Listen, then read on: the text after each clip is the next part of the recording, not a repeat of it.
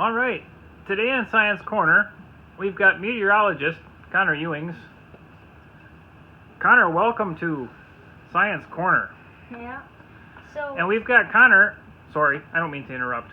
Connor, just a brief introduction. Connor is one of our local meteorologists, and he's going to share with us today the water cycle.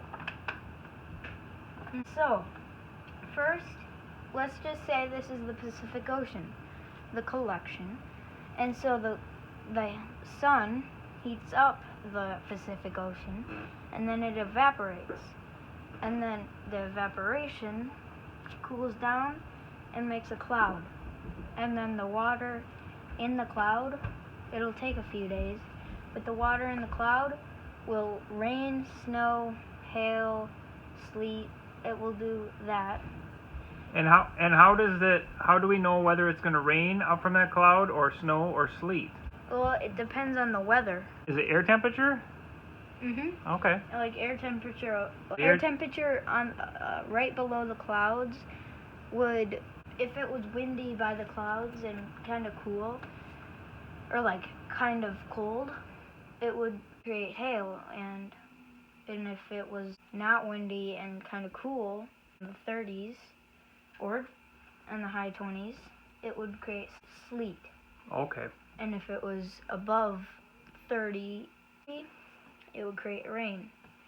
And I understand, I think, now.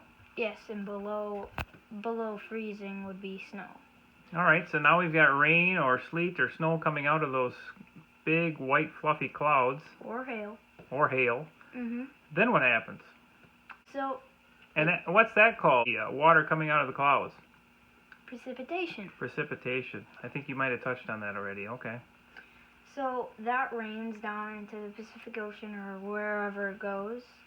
And so now we're talking about runoff, which is if there's snow that falls down, it would melt into water, which would create streams, little ponds. And if it was raining, it would create ponds and streams.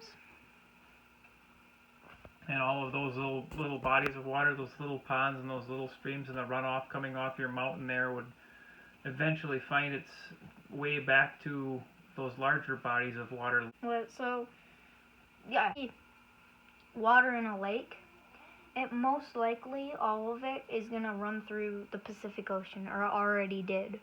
Because it's basically the same, like evaporation. This evaporates the same water, and when it comes down, it's the same water. It's not different water. Okay. So the water, what you're saying is the water on our planet continues to cycle from the ground up to the air and back to the ground again eventually, right? In a very simple manner. Yep. So all the water that's on this planet stays on this planet? Mm-hmm. And we do drink water, which there's not an infinite amount. There's a lot of it, but... Sure. No, I think I understand. Well, hopefully that cleared up a lot of questions that many of us might have about the water cycle, which involves collection of water in large bodies, evaporation, condensation, precipitation, and runoff. Excellent.